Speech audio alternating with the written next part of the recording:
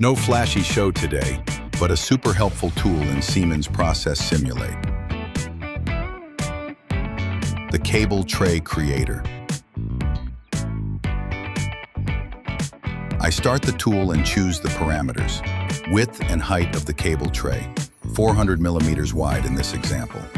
Then I switch to the 3D window and simply click where the duct should run. If desired, it can be referenced to the layout.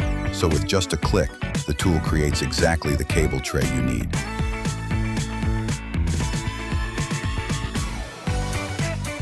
Finally, press Create. Done. Follow me on YouTube, Instagram, and TikTok so you don't miss new Process Simulate features.